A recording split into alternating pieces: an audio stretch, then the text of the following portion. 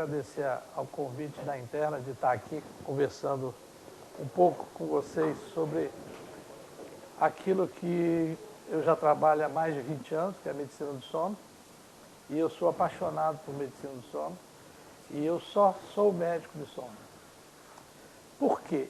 Porque existe todo um histórico em função da necessidade de se conhecer e, acima de tudo, se fazer prevenção de sono.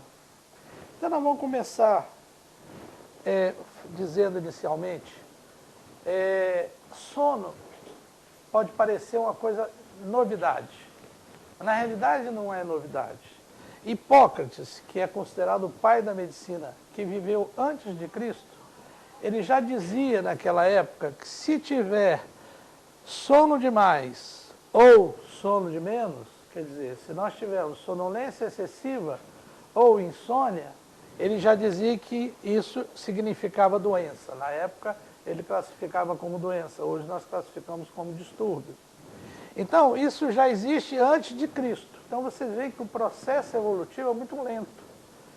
E o que eu vou tentar mostrar para vocês hoje vão ser algumas coisas em relação à função teórica, de informações teóricas e científicas do sono, e também mostrar para vocês um dos programas que a gente criou há cerca de 13 anos de prevenção de doenças e de acidentes de trabalho e no trabalho em uma grande empresa de transporte de passageiros, dentre outras que a gente trabalha. Então, para mostrar para vocês, quando se fala em prevenção a nível de trabalhos, em empresas de transporte, ou mesmo em empresas que exercem atividades de turno, nós precisamos de entender o que significa o turno e de que forma isso pode impactar no nosso organismo e de que forma isso pode causar doenças ou favorecer ao surgimento de doenças. Então nós sabemos, o trabalho em turno ele tem os efeitos da rotação do turno. Isso fez que hoje nós classificássemos a sonolência excessiva e a insônia como os distúrbios do sono mais frequentes no trabalho em turno, e isso consta, inclusive, na classificação internacional dos distúrbios do sono. Ou seja, são dois distúrbios do sono que estão presentes no trabalho em turno, mas estão presentes possivelmente em alguns de vocês. A sonolência excessiva e a insônia. Bom, mudança de foco, como se aborda isso, de que forma se trata isso, esse processo, graças a Deus, ele é evolutivo. Bom, falar um pouco de ritmo biológico é começar a entender que nós somos seres do dia. Nós somos seres que somos definidos biologicamente para trabalhar de dia e dormir à noite. Então seria mais ou menos esse ciclo. De noite se dorme, de dia se trabalha, de noite se dorme. Esse equilíbrio é definido pelo nosso ritmo de sono e vigília, que é definido por uma estrutura cerebral chamada núcleo supraquiasmático. É ele que define. Nós não dormimos porque queremos, nós dormimos porque nós temos uma necessidade biológica determinada por esse núcleo supraquiasmático. Então, entender que se eu empurro a necessidade do meu sono para cá, tiro daqui e trago para cá, enfim. Por que as pessoas têm muita dificuldade de dormir de dia? É por esse ritmo sono-vigília que cada um de nós temos. E eu diria até, quando que começaram os distúrbios do sono? Com o advento da luz elétrica. Porque antigamente o que cicla o nosso ritmo biológico é presença de luz, ausência de luz. Hoje, infelizmente, de certa forma, tem-se a luz que permite que as pessoas hoje se tornem pessoas privadas de sono. Porque vai para o Facebook, para a internet, para responder e-mail, para ver um monte de coisa, quando? Na hora de dormir. E aí vai se pagar por isso inevitavelmente. E o ritmo circadiano? Então você tem o sono, a vigília e os outros, vários ritmos biológicos, são definidos de acordo com o ritmo circadiano. É o ritmo que cicla o nosso dia, dia e noite. Então agora nós temos produção, por exemplo, de uma substância chamada cortisol. Esse cortisol agora está no nível elevado em nós porque nós estamos acordados. Quando nós vamos dormir, esse nível está muito baixo, porque se ele estiver alto, a gente tem insônia. Então você vai ter uma mudança nesse padrão biológico em função de uma substância específica. Por que que a gente fala que as pessoas não devem fazer atividade física de manhã? Por causa do cortisol. Ele é que favorece o aumento da frequência do risco de infartos de manhã. Então você tem todo esse período gerenciado pelo ritmo circadiano. E essa oscilação é determinada pela mudança do ciclo dia e noite. E aqui, para ficar bem claro, é uma experiência feita por esse cientista francês, Desmarians, em 1729, para vocês entenderem como que eu falei, o ciclo vigília-sono é ciclo dia e noite. Então ele pegou uma planta, colocou num vaso da planta aqui, na luz, em contato com a luz, e colocou essa mesma planta fechada dentro de um armário. De dia, essa planta fica viva, aí ele pegou a mesma experiência à noite, a planta dorme, porque a planta também dorme. Então, o que que acontece? Ele botou dentro desse armário fechado, onde não tinha luz. E aqui ela dormiu, e aqui ela acordou, manteve-se acordada, e aqui ela dormiu. E ele provou essa relação noite e dia. Isso faz parte do ritmo biológico. E aí nós temos aquilo que a gente chama de maestro, aquilo que determina nosso humor, que determina nosso sono. Por exemplo, se essa reunião nossa aqui agora fosse à tarde, de 2 às 4 da tarde, eu ia pegar um monte de pescador aqui. Ia ter um monte de gente que olhava para mim e me via em 2, dupla imagem. Né? Aí todo mundo fala assim, é por causa do almoço. Mas não é por causa do almoço. É por causa disso aqui, ó. Você tem a sonolência diurna nesse meio tempo, por volta de 15 horas. Por quê? Porque a temperatura corporal cai. Da mesma forma como a temperatura corporal cai no meio da madrugada. Então vão entendendo esses ciclos. Então eu tenho o pico do hormônio do crescimento por volta de 2 horas da manhã, o máximo da sonolência e o mínimo da temperatura, porque a temperatura corporal é o marcador de sono, é ela que favorece o sono à tarde, e não é a comida que se come. A comida pode agravar.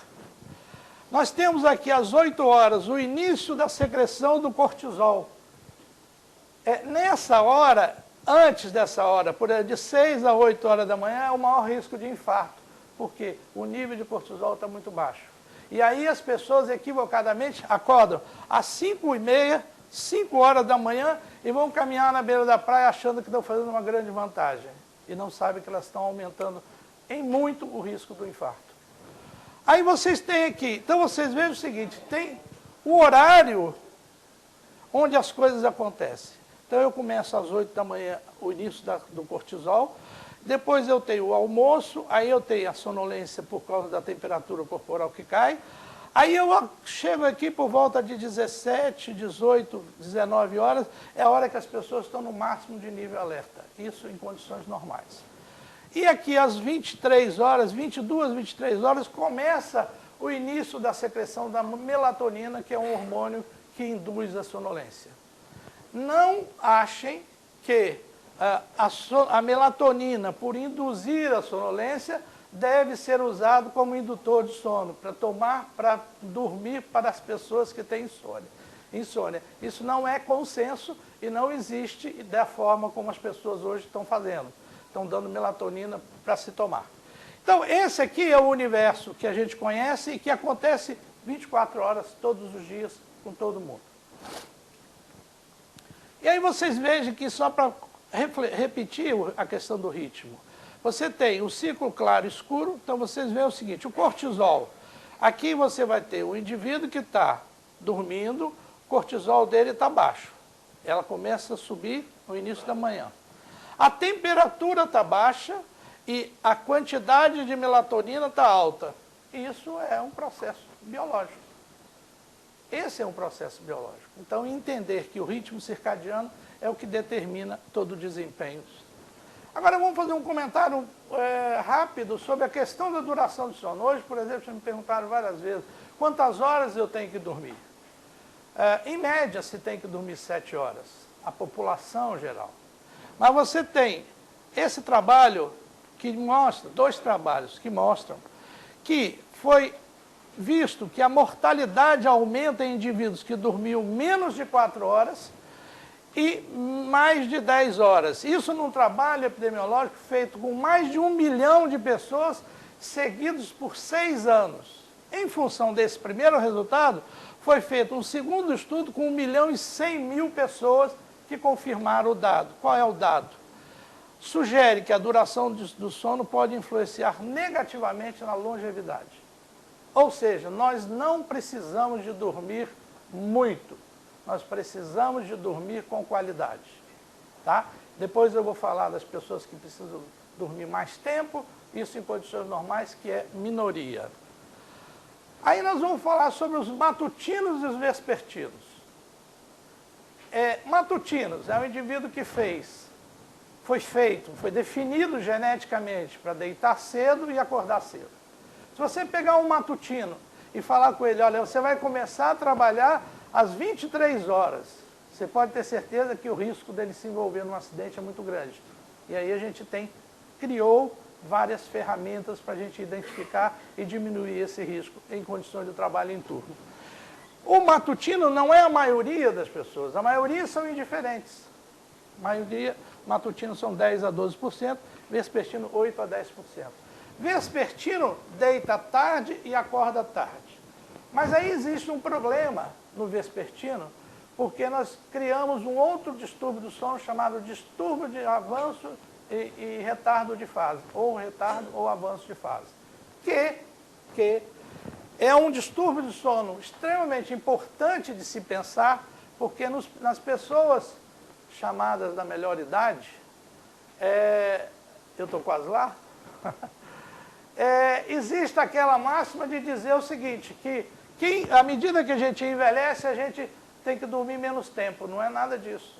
Isso é uma injustiça que se faz. E aí tem um outro risco. O idoso vai ao médico, ao geriatra, ou clínico dele, ao cardiologista dele, não importa, e acorda às 2, 3 da manhã. Aí fala assim, doutor, passa um remédio para eu dormir, porque eu acordo às 3 horas da manhã e não durmo mais. Aí o doutor passa um remédio, sem parar para perguntar, fazer uma pergunta capital. Que horas que a senhora deita? E a senhora dorme depois do almoço? Então isso é distúrbio de ritmo circadiano, não é insônia. Então a simples orientação você resolve o problema. Bom, essa definição de matutinos e vespertinos é extremamente importante quando você vai trabalhar com escala de trabalho, porque você isola e identifica quem é que tem maior ou menor risco de acidente.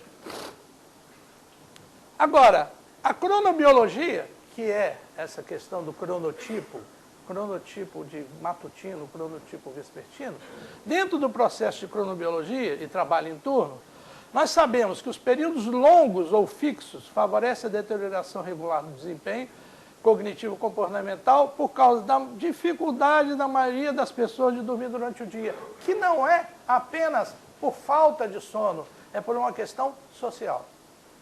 Porque ele chega em casa para dormir de manhã, é a hora que o filhinho dele de 5 anos quer brincar com ele.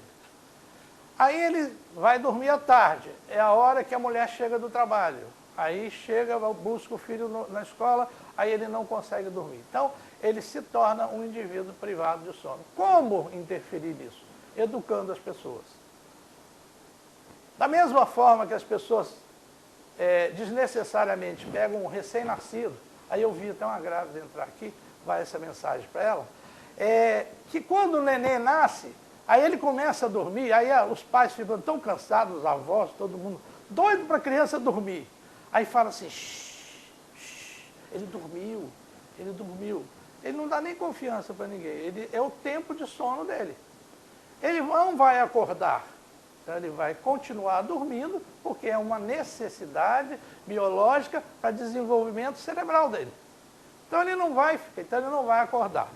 À medida que eu tenho dificuldade de dormir durante o dia, eu vou ficar numa situação de privação de sono, que é o que eu vou querer chamar a atenção de vocês. Causas de privação de sono são duas mais frequentes. A quantidade insuficiente de sono Se eu preciso de dormir 7, eu durmo 5, eu durmo 2 horas a menos. E eu sempre exemplifico o seguinte: privação de sono é igual cheque especial. Você entra no cheque especial, o gerente do banco liga e fala assim: olha, você entrou no cheque especial, eu vou pagar, mas você passa aqui para acertar. Aí você vai lá e acerta e paga os juros. O banco cobra os juros. Aí na segunda vez ele avisa para você novamente, mas ele cobra os juros. Na terceira, ou ele fecha a sua conta, ou ele deixa você devendo, devendo e devendo. Depois ele te cobra. Privação de sono é a mesma coisa. Se você pode ser privado de sono uma noite, aí você dorme na noite seguinte, às 7 horas que você precisa, ok. Mas se todo dia você dorme 2 horas a menos, você vai pagar por isso. Bom, o outro é o sono de má qualidade. Ele que define essa sensação de ter dormido mal. E isso leva a um quadro de privação de sono. E aí eu vou botar alguns dados para vocês sobre privação de sono. Isso aqui é um exemplo só de todas as vezes que vocês virem alguém dormindo numa condição inadequada, por exemplo, sentado numa cadeira dormindo, é porque ele está privado de sono. Porque em condições normais, nós não conseguimos dormir em cima de um monte de melancia. Ninguém dorme. Você só dorme se você estiver privado de sono. Porque o cérebro cansa. Ele precisa de repor um pouco.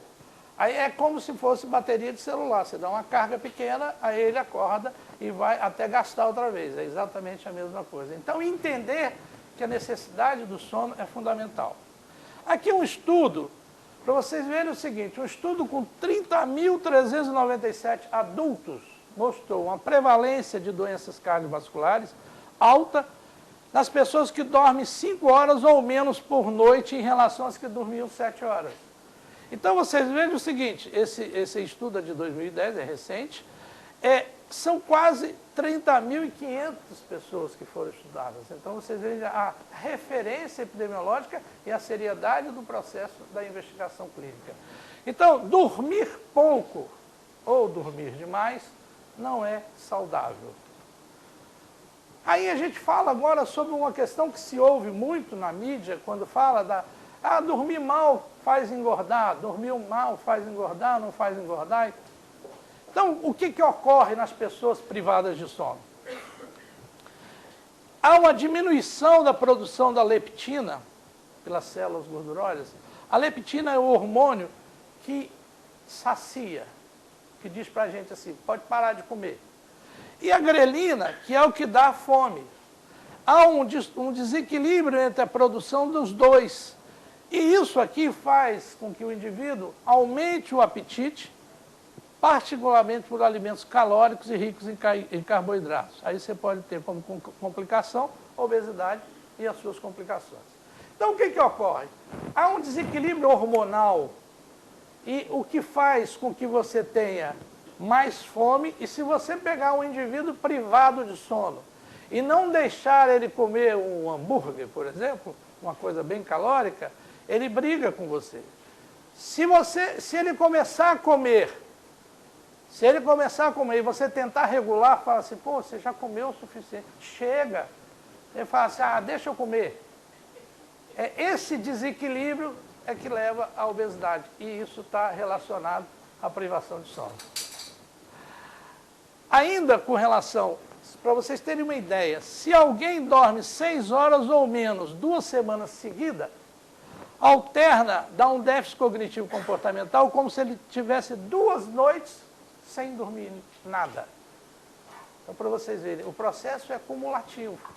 Se você tem uma privação aguda de sono, por uma razão qualquer, você não dormiu uma noite, mas dorme na noite seguinte, até com 1 semana você recupera aquilo que você pegou. Depois você não. Seu organismo vai pagar por isso. E aí então a gente tem o que eu falei anteriormente, a questão do tempo total de sono, os pequenos dormidores e os grandes dormidores. Grandes dormidores, se eles não tiverem distúrbio do sono nenhum, eles são classificados geneticamente como grandes dormidores. E os pequenos dormidores da mesma forma. Se eles não tiverem, ou seja, eles devem ser investigados se existe um distúrbio do sono ou não, porque não é uma condição de predomínio maior. E isso é uma característica genética. E aqui eu estou falando uma coisa que pouca gente conhece, inércia do sono. A inércia do sono é uma situação, vamos dar um exemplo prático. Eu vou pegar o exemplo, depois ela cobra o royalty. A Paula mora no ponto A de Recife e ela trabalha no ponto B de Recife. São digamos, 1h30 de trânsito. A inércia do sono é o tempo que a gente leva na hora que acorda para alcançar o nível de atenção com segurança. Chama-se inércia do sono. E esse tempo é de 1h30. Então, ela pode vir do ponto A dela para o ponto B, e durante esse trajeto ela se envolver, tem um risco de se envolver em acidentes, sem ela perceber. Isso tudo por causa da inércia do sono. Aí nós fazemos algumas ações de prevenção, depois eu vou falar para vocês. Ainda sobre a questão da privação do sono, nós temos aumento do risco de acidentes e mortes nas pessoas privadas de sono, redução do desempenho, aumento da frequência de doenças cardiovasculares, dificuldade de relacionamento interpessoal e distúrbios psiquiátricos. Distúrbio psiquiátrico, eu vou citar para vocês, aproveitando a chegada dos dois ilustríssimas autoridades aqui, o uso de drogas psicoativas para se manter acordado nos motoristas profissionais. Isso aqui se transforma em distúrbios psiquiátricos. Eu tenho vários motoristas que a gente acompanha e que a gente tirou da função por causa do uso e da dependência a essas drogas, que tinham as coisas mais absurdas no mundo. Um, por exemplo, foi pego dentro de uma floresta de eucalipto comendo uma melancia.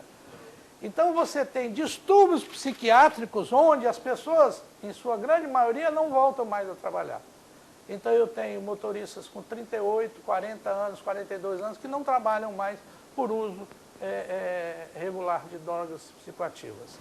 Isso aqui, por quê? Porque ele tem privação constante de sono, mas ele tem que desempenhar o trabalho dele. Aí ele toma o remédio. O que o remédio faz? Empurra um pouco para frente a necessidade dele dormir. Aí ele, à medida que ele... Mas chega uma hora que mesmo com uma caixa de anfetamina, ele dorme. Então você vai ter com frequência, imaginemos, pessoas que vêm de caminhão trazendo de Fortaleza, passam por Recife, vão para Salvador, vão para São Paulo. Eles vão passar por várias cidades e não vão lembrar, porque eles passam literalmente dormindo, por causa do uso das drogas psicoativas. Que é um problema seríssimo. Hoje, existe na linguagem dos motoristas, existe uma classificação de o motorista que usa a rebite, que é a anfetamina, é classificado como motorista evangélico. Por quê? Porque agora eles estão usando cocaína com café. Então isso aumenta essa frequência e aumenta esse risco de maneira assustadora. Isso por causa da privação de sono. Aí eu vou dar um exemplo aqui, recente para vocês. Todo mundo viu esse acidente na Espanha, onde a velocidade era 80 km e ele passou a 195 km por hora. Aí você para assim, mas como que o cara faz isso? Então a causa do acidente foi o excesso de velocidade. Bom, mas tem um cérebro antes, então entendam bem isso. Tem um cérebro que determina o que eu vou fazer. Como o meu cérebro está determinando o que eu vou falar para vocês. Se eu falar um monte de bobagem, vocês vão falar assim, pô, esse cara é maluco. É o meu cérebro que determina isso. Bom, aí se morreram N pessoas e tal, e em função da privação de sono ou de um distúrbio do sono não conhecido. Aí para vocês entenderem a importância da prevenção. Ainda sobre privação de sono e doenças cardiovasculares. São dois trabalhos. Um, com 535 pacientes, por 15 anos, se percebeu o aumento, a presença de hipertensão arterial em função da privação de sono. Num outro trabalho, 495 adultos saudáveis, sem privação de sono, associada à redução significativa da calcificação coronariana. Aí, eu pergunto a vocês uma coisa que todos vocês conhecem. Todos vocês conhecem. Remédio para colesterol, não é? Simvastatina, rovastatina, Crestor. Todo mundo conhece, todo mundo toma.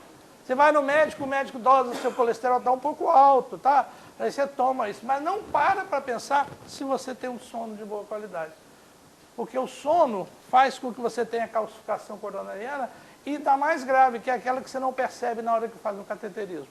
Porque essa acumulação sai no meio da parede arterial. Bom, a privação de sono e transtornos mentais, o que eu comentei anteriormente. Você tem depressão e ansiedade, erros de julgamento. A velocidade do trem é um exemplo. Alteração de humor, irritabilidade, apatia e diminuição do desejo sexual. Aí você melhora esses sintomas com sono reparador.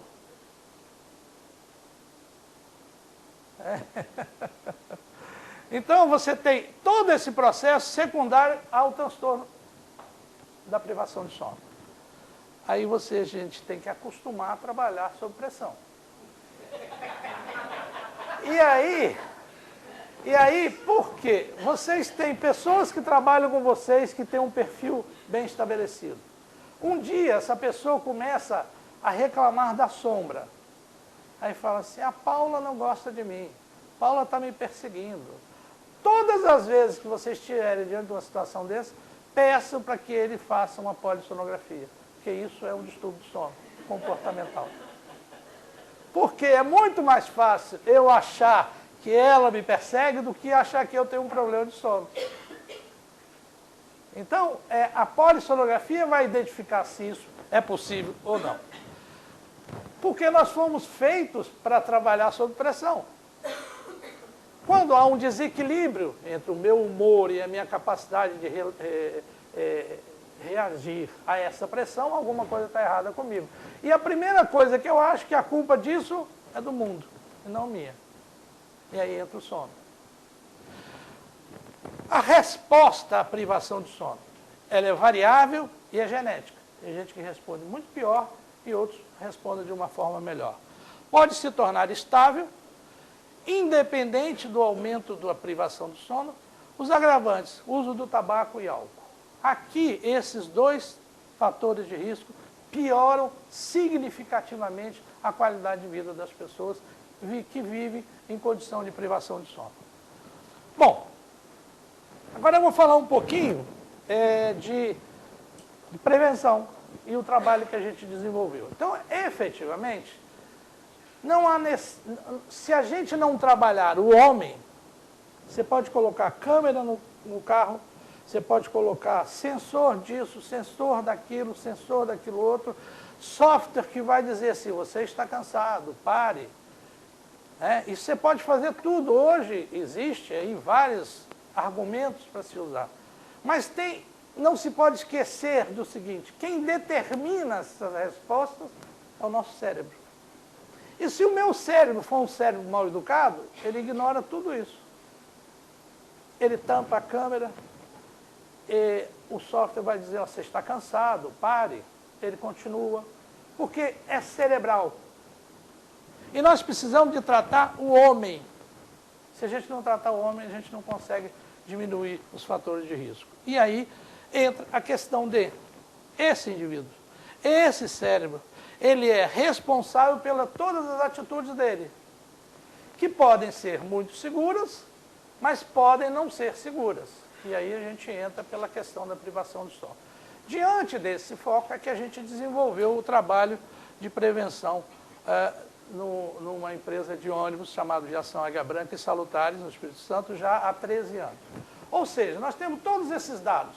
Então o que eu fiz? Eu peguei os dados que eu conheço e criei ferramentas para que a gente diminua o risco dentro desse contexto. E aí começa de que forma? A importância da prevenção dos distúrbios do sono. Então não basta eu perguntar a alguém, você dorme bem? Aí ele diz assim, durmo. Isso é a subjetividade. Objetivamente, eu tenho que ver se ele dorme bem mesmo. Se eu pegar um indivíduo com apneia do sono grave e perguntar para ele, se eu dorme bem, ele na mesma hora ele diz, durmo. Eu não tenho dificuldade nenhuma de dormir, sou bom de cama. Literalmente, ele não consegue sair da cama por causa da apneia. Isso é sonolência excessiva. Isso não é qualidade de sono. Então eu preciso de ter mecanismos que me permitam identificar de maneira objetiva se existe efetivamente um distúrbio do sono ou não. Então nós fizemos aqui mais um exemplo, olha só. A questão da cognição, ausência de respeito à sinalização. Essa aqui foi o outro acidente recente na Suíça, em que o maquinista não respeitou o sinal. Aí as pessoas veem, vocês veem com frequência, acidentes na rodovia, e você fala, mas como que esse cara se acidentou? Como que ele conseguiu fazer isso? Então aqui, como que ele conseguiu não ver o sinal e provocar o acidente? Aí a gente vai sempre chegar na condição de privação de sono ou de um distúrbio do sono não tratado. Aí a gente começa com essa situação. Que é, vocês querem ver, o que eu sempre digo é o seguinte, se vocês tiverem um amigo, chegar para vocês e falar assim, rapaz, eu ando com uma dor de cabeça, todo dia eu estou com dor de cabeça. Aí vocês, na mesma hora, vocês vão falar, você já foi ao médico? Vai ao médico, eu vou marcar um médico para você, o que é muito correto fazer isso. Mas se ele falar assim, ó, minha mulher disse que eu estou roncando pra cacete, ninguém fala nada. Ri. Ou fala assim, o meu marido também. E isso é inaceitável, na minha opinião, que se tenha um sintoma como esse do ronco, porque isso é um sintoma, e as pessoas riem. Eu tive um paciente que ele roncava muito e tinha uma apneia muito grande. A família dele obrigou ele a fazer um apartamentinho em cima da casa para ele dormir lá. E quando eles me contaram isso aí, vem cá, quem já assinou o atestado de óbito dele? Porque você exclui o indivíduo ao invés de tratar o indivíduo. E isso eu fico indignado. Eu fico indignado quando eu escuto um casal de pais falar que o menino de 8 anos ronca como gente grande. Olha que absurdo. Eu já ouvi uma criança de 2 anos que os pais falarem para mim que no final de semana, quando se junta todo mundo fica em lado do berço na hora que o menino vai para ver ele roncar.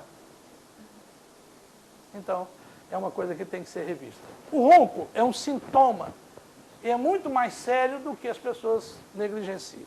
Aí aqui a gente tem a realização, um exemplo de polissonografia, que a princípio parece um exame impossível de se fazer, mas não é. Mas é fundamental o preparo do paciente, a recepção do paciente para fazer isso. Então, para vocês terem uma ideia, hoje, nesse trabalho que nós fazemos na Águia Branca, os motoristas, todo ano, se por qualquer motivo eu deixei eles sem fazer um exame naquele ano, eles me procuram para fazer o exame do sono. É educação isso. Porque eu faço a polissonografia, eu dou o resultado e a empresa me permite tratar daquele motorista. Então eu tenho começo, meio e fim, e ele percebe a melhora de qualidade de vida. Então eu tenho a polissonografia, nós realizamos em laboratórios próprios, internos, dentro da empresa, e nós temos, além disso, no laboratório a gente faz a análise subjetiva do sono. Então, ele é que responde se ele tem dificuldade para dormir. Então, veja bem, dificuldade para dormir, sono agitado e acordar muito, isso tudo é sintoma de insônia. Se eu acordo muito para urinar, se não for por erro de higiene do sono, de tomar muita água próximo da hora de dormir, é um sinal de apneia. Então, eu tenho 43% que ronca, então eu faço esse monitoramento e acompanho de maneira regular. Isso é a análise subjetiva. E eu faço a objetiva com a polissonografia. Voltando ao ronco. Você tem essa imagem. Como é que as pessoas têm dificuldade de entender uma coisa tão simples? Para a gente viver, nós precisamos de oxigênio. Oxigênio nós não carregamos uma balinha do lado. Vem do lado de fora.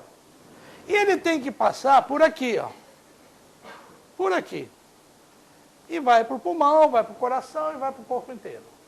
Como é que as pessoas acham que na hora que esse canal diminui de tamanho, Eu durmo, eu ronco porque eu tenho que desobstruir para o oxigênio passar. Como é que as pessoas não entendem que isso é uma coisa séria? Quem é que vive sem oxigênio? Ninguém. E a passagem do oxigênio é só por aqui. Aqui é um exemplo de sonolência excessiva em um maquinista. E se você olhar para o pescoço dele, é um pescoço de quem tem apneia. Então, se você faz uma polissonografia, você identifica, você trata e você diminui o risco. Por quê? Um motorista ou um maquinista ou um piloto portador de apneia do sono tem 8 a 10 vezes mais chance de se envolver num acidente por sonolência do que um motorista que não tem. E existe uma informação que talvez vocês não saibam, se eu sou um motorista e me envolvo num acidente, e morre alguém. Alguém olhou para mim e falou assim, esse cara tem apneia. E faz a investigação se eu tenho apneia. Se for provado que eu tenho apneia e não trato, posso ser processado criminalmente por homicídio doloso. Tá? Isso está no código. Então, os nossos motoristas têm a informação da doença, da necessidade do tratamento e fazem o tratamento. Porque senão você aumenta o risco. Então, o que vai acontecer com o maquinista da Espanha?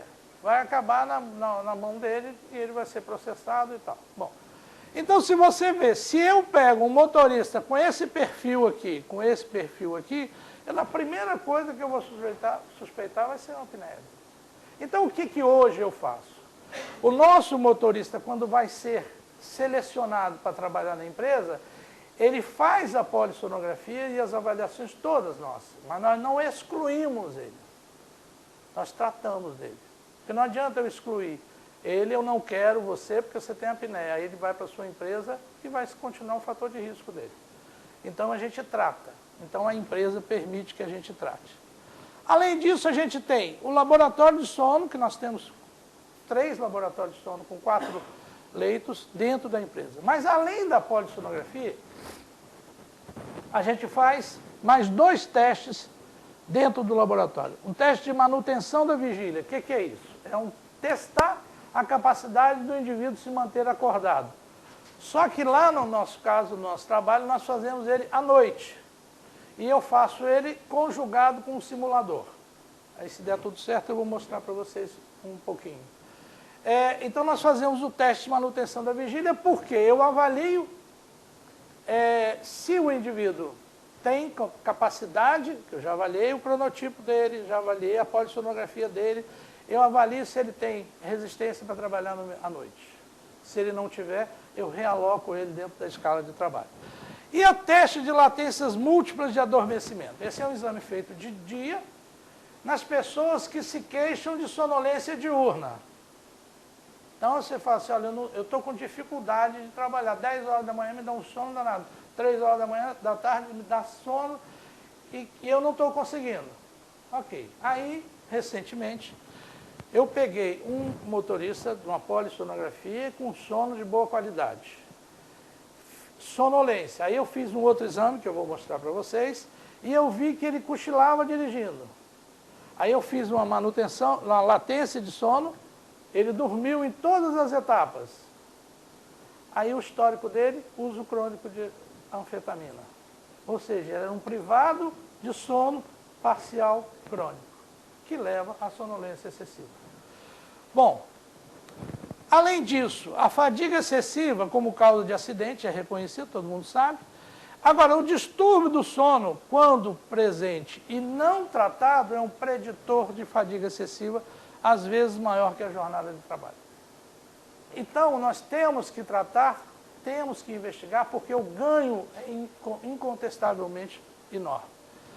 Aí nós tratamos o indivíduo. Então, usamos aparelho intraoral. O motorista precisa de usar aparelho intraoral, a empresa financia o tratamento. Então, esse é o modelo que a gente usa, PLP. Não sou eu que faço isso, é uma dentista, claro. Então, a gente encaminha, ela é tratada e acompanhada por nós. Então eu acompanho o controle clínico e ela faz a parte dela. Então a empresa paga isso aqui para o empregado, não cobra nada. Aí ela também, quando tem o motorista que tem que usar o aparelho chamado CPAP, então a empresa compra o aparelho, paga a metade do aparelho, a outra metade o motorista paga em 24 pagamentos, em 2 anos. Por quê? Porque eu tenho que criar um mecanismo para que o indivíduo tenha acesso ao tratamento. Senão não adianta ficar fazendo o exame de ninguém, vendo que ele tem a doença e não trata. Então, na empresa, a gente faz isso com segmento. Com segmento. Então, nós temos, esse aqui é o que a gente está usando atualmente, esse é o que a gente vai começar a usar, é um novo modelo de CPAP que foi lançado recentemente na Europa. E olha para vocês verem alguns dados agora. Nós já fizemos 5.880 exames de polissonografia. Aqui são as divisões dos locais onde a gente tem laboratório de sono. Então nós temos na Matriz, em Vitória, nós temos na Salutares, que é no estado do Rio, e em Salvador, aqui na Bahia. Nós já fizemos, agora tem um processo isso aí. A gente faz a polissonografia, ela é analisada, eu avalio o motorista e eu defino se há necessidade de tratamento, de conduta. Tendo, é feita a conduta. E aí, dentro de todas as condutas, se tem distúrbio do sono, da apneia, de ronco primário, insônia, privação de sono, sonolência excessiva, o que ele tiver, a gente trata.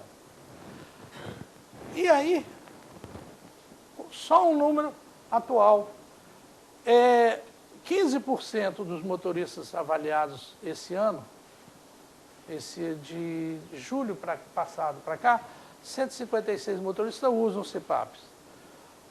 Aí nós temos, vocês podem falar assim, mas pode ser um número pequeno, mas não é. A gente tem 15% hoje, mas aí vocês têm que considerar o turnover da empresa, né? Então teve muito mais gente que já saiu e já entraram outros que a gente fez diagnóstico. Então, na realidade, esse número é muito maior.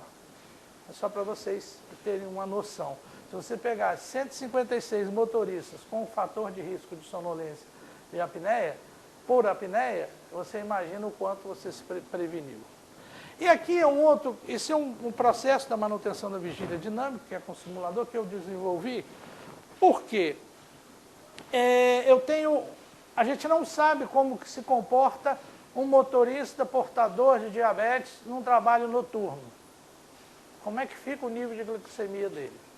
Então nós fazemos, no simulador, que eu vou mostrar depois, eu doso a glicemia dos diabéticos, são 3 vezes. Primeiro, no início, às 20 horas, às 3 da manhã e às 6. Então eu doso e vejo qual é a curva de resposta à glicemia dele. Além disso, eu meço a pressão arterial dele nas 5 etapas, porque o exame são 5 etapas, onde eu faço também o eletroencefalograma de forma contínua. Então esse é um teste de manutenção da vigília. Ele está aqui com o eletroencefalograma, obrigado. Com o eletroencefalograma, ele está no simulador, e aqui nesse simulador são 5 etapas. A gente faz de 8 a 8h40, de 20 a 20h40, de 22 a 22h40, de meia-noite a meia-noite e 40, e assim sucessivamente até as 6 da manhã. 40 minutos em que eu gravo o eletroencefalograma, eu avalio o comportamento dele aqui durante o desempenho dele no simulador, eu doso a glicose e avalio a resposta da pressão arterial dele ao trabalho de privação de sono durante esse período.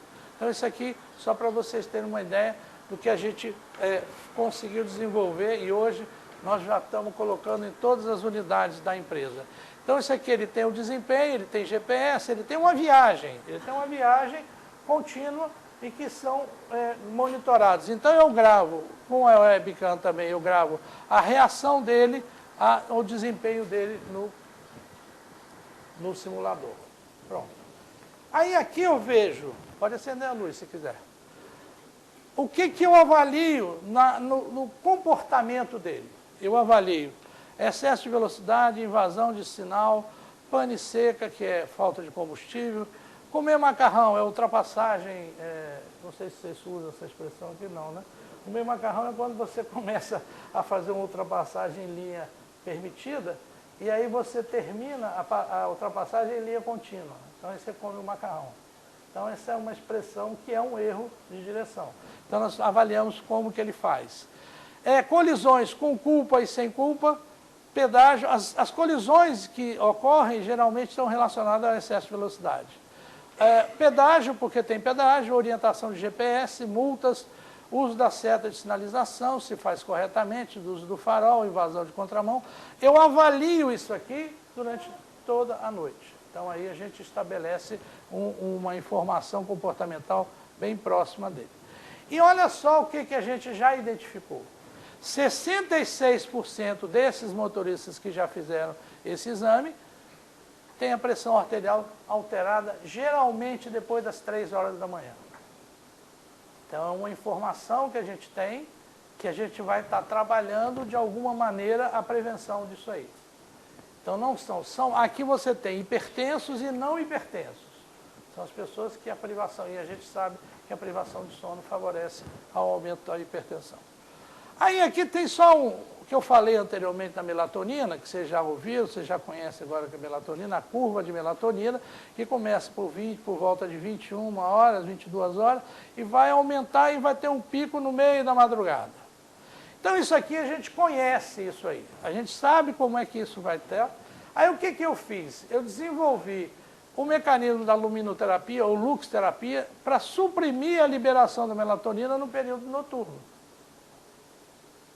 Então, no período de duas à noite, a partir das 23 até as 6 da manhã, o motorista entra dentro de um espaço previamente definido por mim, criado por mim, para que a gente interfira na melatonina, que é o que dá o sono. Às 3, 4 horas da manhã, é a hora que ele tem sono, por causa da melatonina. O que a gente faz? A gente usa luz de alta intensidade, mais de 2.500 lux, porque aí eu estou ressincronizando o relógio biológico dele, porque ele está desincronizado. Na hora dele dormir, ele está trabalhando. Então, eu estou ressincronizando esse relógio. E aí a gente tem as indicações da luxterapia.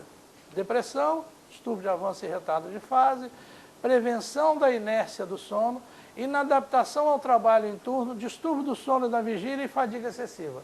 Ou seja, eu tenho essas indicações, eu criei um mecanismo que eu trabalho preventivamente esse risco. Aí você tem, a luz entra pela retina, vai para o quiasma óptico, vai para o trato óptico, aí vai lá no núcleo supraquiasmático e inibe a produção da melatonina. Aqui é uma luxterapia que eu uso para inércia do sono. Por quê?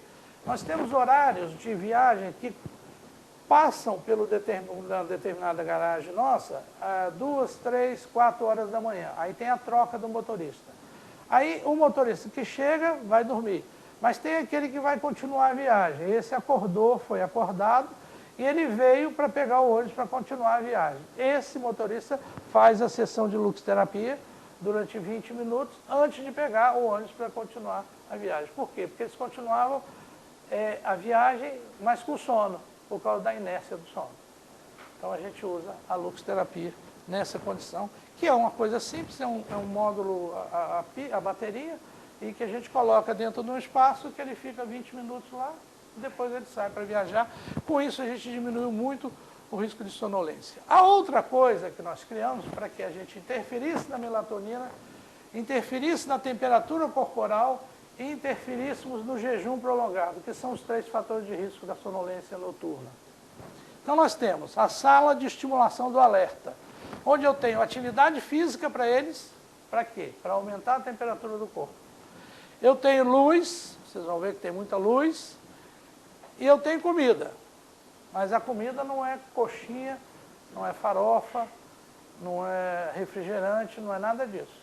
É fruta, não tem açúcar, nada, só o açúcar das frutas, mas não tem nada, café, biscoito, pão, queijo, presunto não apresuntado, e o presunto é alternado. Não é todo dia. Como o mesmo motorista não vai passar todo dia na sala, então a gente tem esse cuidado. E aí ele tem, com isso, eu faço o quê? Eu interfiro na produção da melatonina por causa da luz. Eles ficam 20 minutos nessa sala. Eu dou comida para eles. Porque vocês já viram o seguinte, se hoje aqui eu pegar vocês e continuar falando até 1h da manhã, a 1h da tarde, meio-dia e meio vocês vão estar olhando para mim com raiva. Vocês começam a ter fome. Fome da raiva. Né? Jejum prolongado, você fica irritado. Aí quando você come, você fica mais calmo. Vocês não percebem isso na hora que... Exatamente. Então eu não vou querer correr esse risco com vocês aqui. Então nós fazemos isso. A alimentação aumenta a glicemia e faz com que ele tenha uma melhora da atenção. Eu tenho a luz, aqui, que vocês veem a luz, eu tenho a luz que é mensurada de forma que ele possa ter uma intensidade que eu coloco, na realidade, 5.000 lux, eu uso no espaço. Então eu uso as paradas onde os passageiros vão lanchar, eu uso para o motorista ir para a sala, que é uma sala específica deles, e eles ficam 20 minutos lá, fazendo essas atividades. A questão é, tudo isso tem que ser muito mensurado. A atividade física, por exemplo, não é com resistência e não é excessiva. Ele pedala e alonga, só. Não faz nada mais, porque se você der uma carga maior, ele vai ficar com sono. Então aí você tem que ter esse controle. E aí a gente tem isso aqui que eu falei da hipoglicemia, piora a fadiga e o alerta, e realmente dá raiva. Aí com isso eu faço com que esse jejum prolongado seja diminuído o seu risco. Aqui é outra sala. Hoje nós dispomos de 10 salas como essa. Aí eu vou mostrar para vocês como é que isso pode se aplicar. Eu vou mostrar num outro processo. Então aqui o conceito da sala pelos motoristas, pelo que eles dizem. 78% eu acho ótimo e boa, 14% regular e 8% ruim. Esses 8%, quando a gente identifica, a gente estuda eles para saber por que é ruim. E esse 14% também. E o que a maioria desses 14% acha regular? Porque a sala impede que eles fiquem paquerando as passageiras. Né? E aí a gente não pode fazer nada. Por quê? Porque na hora que ele para o ônibus e ele vai para a sala, ele sai do foco. Que é a hora que ele pode jogar uma conversinha por cima de um passageiro que achou ele mais simpático e tal. É uma coisa que eu ainda não identifiquei muito porque que eles são tão atrativos para as mulheres. Eu não consegui explicação ainda para isso. Então eles acham regulares por quê? Porque eu limitei isso aí. Eles não têm essa opção de fazer isso. Tá? Agora olha só como que eles melhoram depois que passam da sala. Então, como se sente após o uso da sala de estimulação? Ou seja, avaliação de 343.732 utilizações da sala. Não são 343 motoristas individualmente. O mesmo motorista passa várias vezes pela sala.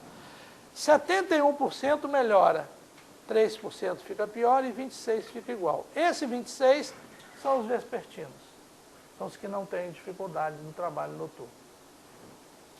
Aqui é um projeto que nós desenvolvemos, onde a gente criou uma outra operação, a sala de estimulação do alerta móvel. Então, botamos dentro de um trailer, e esse trailer, em função da operação que existia na época, que era uma operação florestal, esse trailer parava no meio, na base onde estava vendo o corte de árvores, e os motoristas faziam o estímulo dentro desse trailer. A gente tinha também na operação florestal, que é dentro com esse trailer aí, nós temos 79% melhor, achava a sala boa e muito boa, 18% regular. Você vê um outro tipo de operação, você vê que o percentual de regular permanece o mesmo. Aqui numa operação florestal rodoviária, que eles iam com as carretas na rodovia, e nós tínhamos um módulo de sala de estimulação. 74% melhorava. Bom, aqui uma outra atividade que nós desenvolvemos no programa de medicina do sono, que é a oficina do sono. O que é a oficina do sono? A oficina do sono é um espaço em que a gente faz reuniões com os motoristas e lá a gente fala de tudo um pouco. Obviamente de sono mas a gente fala de prevenção de saúde, a gente fala de família, a gente fala de alimentação, a gente fala um pouco de cada coisa. E por que a oficina de sono? Porque nós não precisamos de ter um número grande de motoristas, pode ser um número com 15, 20 motoristas. E isso é feito de uma linguagem bem informal, e a participação deles é extremamente grande. Para vocês terem uma ideia de uma das linguagens, isso aqui é a estrutura do sono, as fases do sono. Então o sono é dividido, estágio 1 e 2, que é o sono leve, estágio 3 e 4, que é o sono profundo, e o sono REM, que é quando a gente sonha. Então essa é a estrutura do sono que todo mundo precisa dela. Então nós precisamos de passar pelos esses estágios todos. O chão, o piso, o estágio 1 e 2, que a gente pode viver numa casa que não tenha piso cerâmico, mas a gente não consegue vivê-la numa casa sem parede e sem telhado. Então essa é a semelhança que eu faço, a linguagem para eles entenderem a importância e conhecerem o que é uma estrutura de sono. Então, estrutura de sono, sono REM, por exemplo, se eu faço uma polissonografia e vejo que o motorista começou o exame já em sono REM, eu tiro ele de escala na hora, porque ele é o risco de sonolência excessiva, por privação de sono. Porque quando a gente tem, uma das razões para a gente começar a sonhar logo no início do sono é privação de sono, uma das razões. A outra é depressão. Então você começa a sonhar mais, muito precocemente, porque você faz o primeiro episódio de sonho 70 minutos depois de estar dormindo, em média, de 70 a 120 minutos. Então, se eu tenho um motorista que começa dormindo em sono REM, eu tiro ele e trato dele. Tá? Então, só para vocês terem uma ideia da linguagem da estrutura do sono. Aqui um outro teste que a gente criou, onde a gente avalia o tempo de reação a um estímulo. Então, a avaliação é um estímulo que ele faz no início da viagem e no final da viagem. E faz o bafômetro, que nós já usamos há mais de 12 anos. Já. Então, a gente já usa no início da viagem e no final da viagem é feito o teste de bafômetro. E esse aqui é o teste de vigília. Então, ele mede, ele liga os pontos de 1 a 25. Esse tempo é cronometrado e esse tempo é passado por um banco de dados, onde a gente tem o desempenho de todo mundo. Esse teste me permite identificar privação de sono, insônia e uso de anfetamina. Por quê? Porque à medida que eu estou privado de sono, o meu tempo de reação diante do estímulo é muito menor. Eu tenho um tempo mais rápido. Isso é uma questão comportamental. Então a gente tem esse teste que a gente faz. Aí nós temos as médias de fadiga e vigília, são 13 segundos. A gente acompanha mês a mês e a gente, por esse instrumento, a gente faz as intervenções pontuais. Se um motorista fizer um teste anormal, na saída ele não sai, ele é substituído e aí é enviado para a gente poder fazer as avaliações clínicas dele. E aqui, para vocês terem uma ideia, em 2012, nós fizemos 127.033 testes. Normais, no 79%, alerta 21%, anormal 3,5%. Anormal, a gente tira de escala para tratá-lo. Alerta, a gente faz as avaliações todas que a gente faz, clínicas, avaliações polissonográficas e de actigrafia também, que eu vou falar para vocês. E aqui são aqueles que a gente monitora e a gente faz avaliações de polissonografia a cada 18 meses, 16 a 18 meses.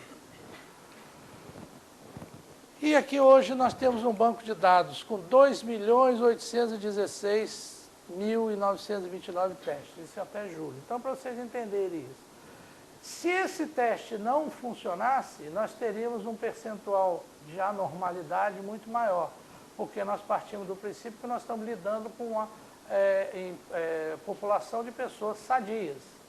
Nós não estamos lidando com doentes. Nós estamos criando ferramentas para identificar aqueles que possam ter algum distúrbio. Agora aqui a foto ficou muito ruim, vocês me perdoem, fui eu que fiz essa foto horrorosa. É um relógio chamado actígrafo. Tá? É um relógio, como um relógio, e que serve, que nós usamos para avaliação de privação de sono e insônia. Isso é um sistema que a gente usa que parte da atividade muscular. A partir da atividade muscular, nós podemos saber se você está dormindo, se você está dormindo, quanto tempo você está dormindo, quanto tempo você levou para começar a dormir, quantas vezes você acordou, tem uma série de informações. Esse actígrafo a gente faz de rotina. Então a gente pega as linhas de maior nível de estresse deles e a gente coloca esse actígrafo para a gente ver se existe alguma privação de sono ou não. Então veja aqui um exemplo resumido. É fácil de entender. Aqui vocês veem o horário. Aqui vocês veem, tudo que vocês veem em preto é ele em atividade muscular. Ele está acordado. Quando acaba o preto, ele está dormindo. Então vocês veem, de meia-noite às 6 e 7 horas ele dormiu.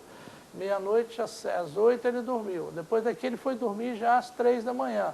Já acordou mais tarde. Aqui ele não dormiu à noite, ele trabalhou a noite toda. Aí eu venho, aqui ele começou a trabalhar às 18 horas, acabou às 4 horas da manhã. Aí eu já vejo aqui, depois ele dormiu de 4 da manhã até as 9. Aí eu vou computando isso aqui dia por dia, tá? Aí eu tenho uma conta depois. E aqui para vocês terem um exemplo.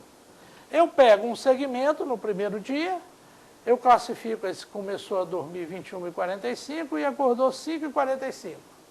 Então eu pego aqui e avalio. Tudo em vermelho que vocês veem aqui, é ele acordando. E eu vejo que ele dormiu 6 horas e 36 minutos, ele teve uma eficiência de sono de 82,5%.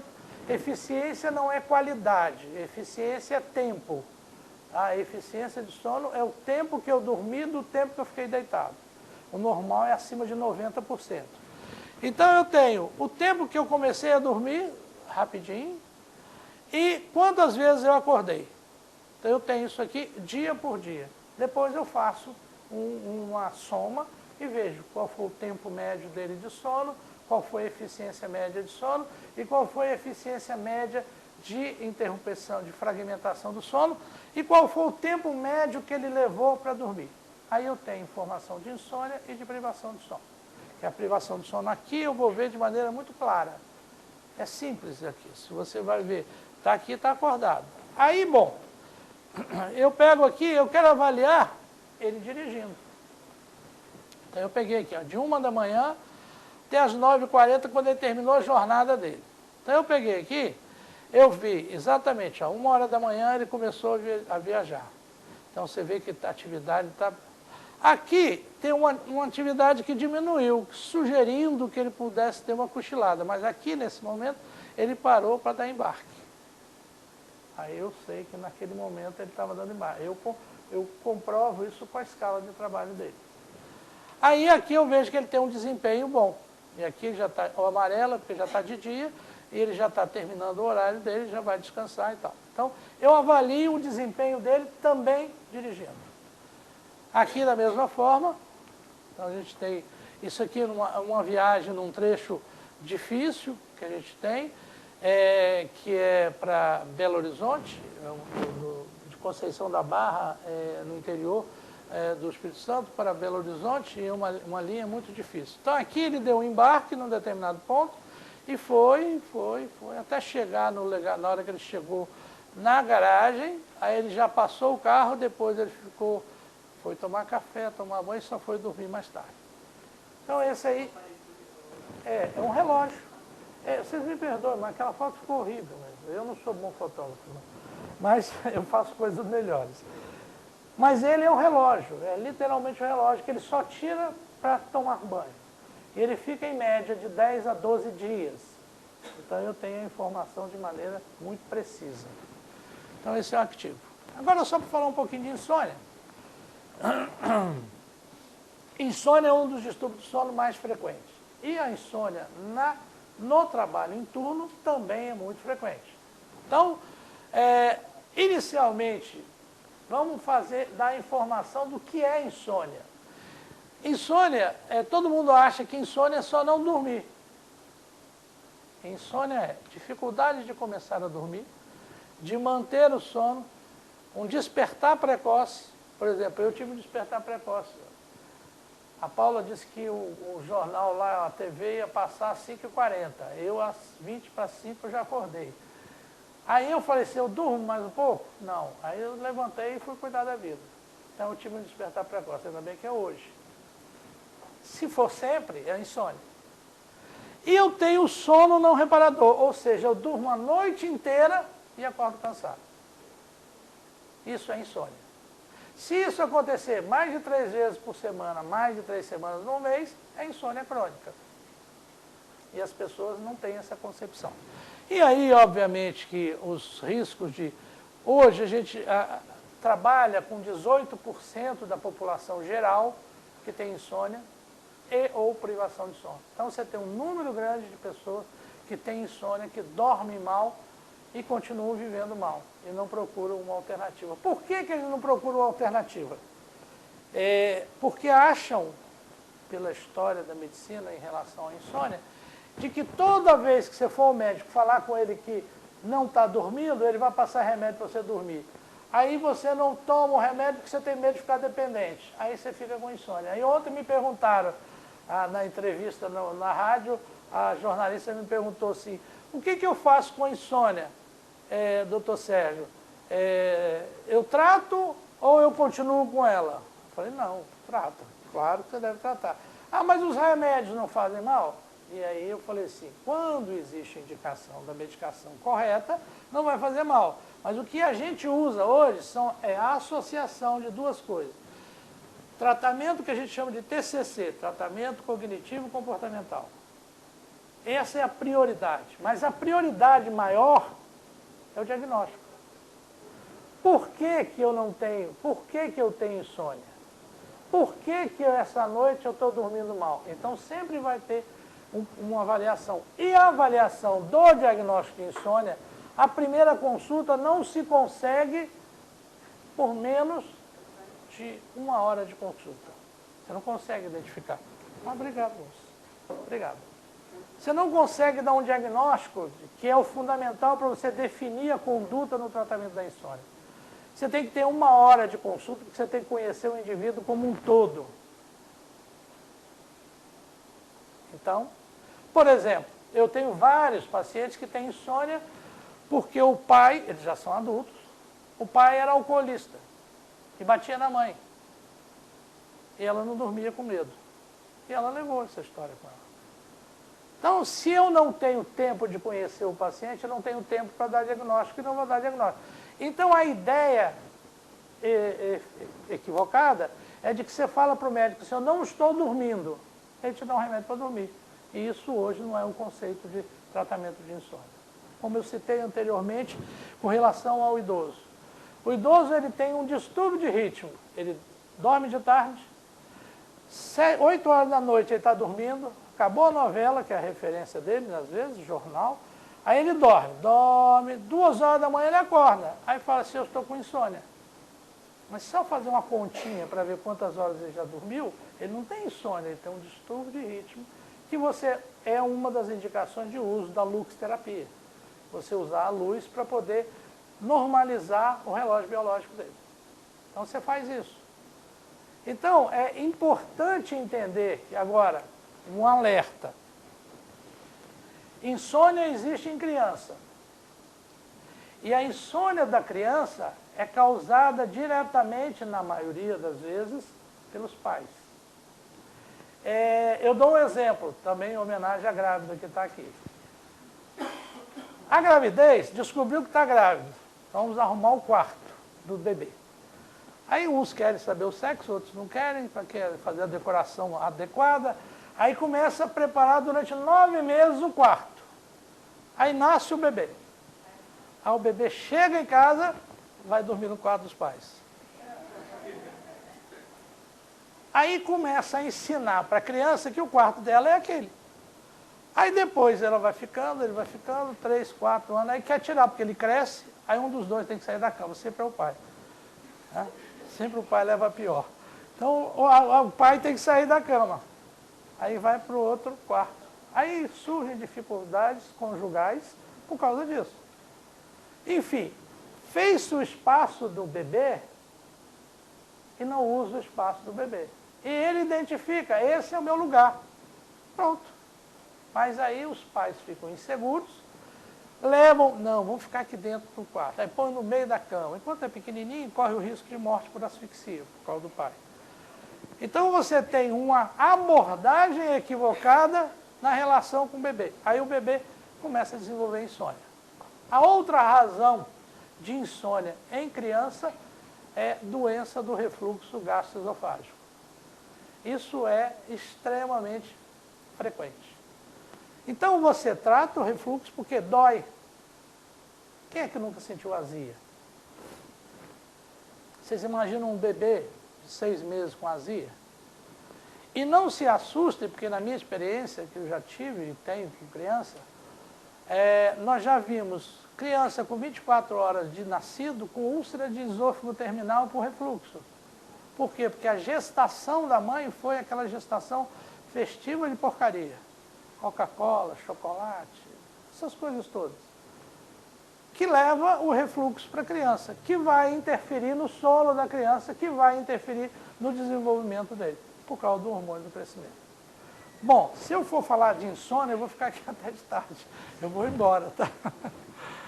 Bom, ainda como avaliações que a gente faz no programa nosso, avaliação de cronotipo, questionário de sono, avaliação de FAQ-DIGA, e nós temos um comitê de jornada e escala. O que a gente faz nesse comitê? Nós trabalhamos para preservar a folga social dos nossos motoristas.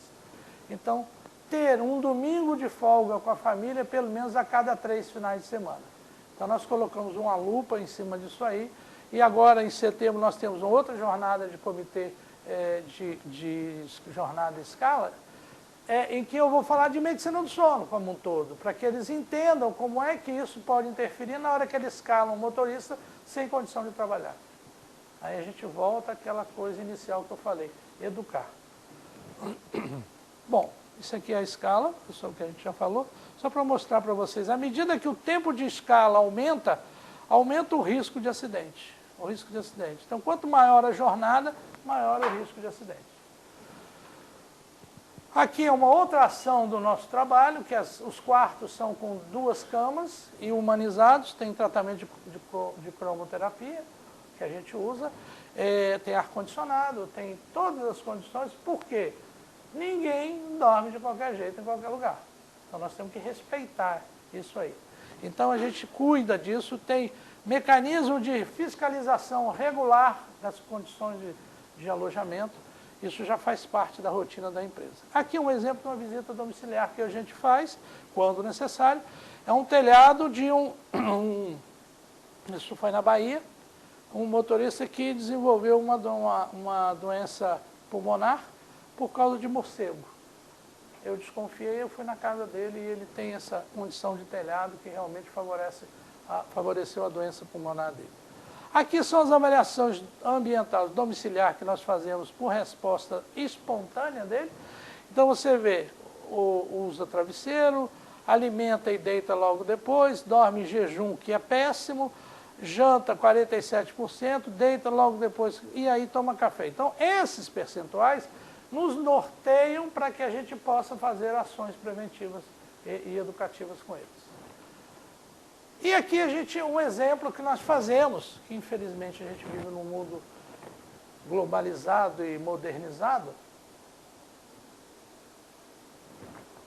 Eu criei um grupo de tratamento do estresse preventivo, do estresse pós-traumático. São os motoristas assaltados, os motoristas envolvidos em acidentes em que tem havido vítima fatal, em que a gente faz terapia de grupo com eles. Então nós colocamos todo mundo na sala e cada um fala da sua dor. E como eu já fui assaltado, falo da minha também. Então aí a gente faz uma interação muito fácil. Porque eu não queria ter sido assaltado, claro. Mas isso nos identifica mais. Então eu criei esse grupo que tem uma reunião mensal com todos esses motoristas envolvidos nessas situações. Aqui é a média de atendimento em condições normais que a gente tem. Mais ou menos 1.680 avaliações clínicas comigo por ano, por mês daria 140 mais ou menos. E hoje, até hoje, nós já avaliamos 21.840 motoristas. Então a gente tem uma rotatividade de avaliações clínicas muito grande. Além disso, Todos os motoristas têm o meu telefone celular. Todos. Tem os que ligam a cobrar, tem os que ligam, desligam e pedem para eu ligar, quer dizer, o sinal para eu ligar também.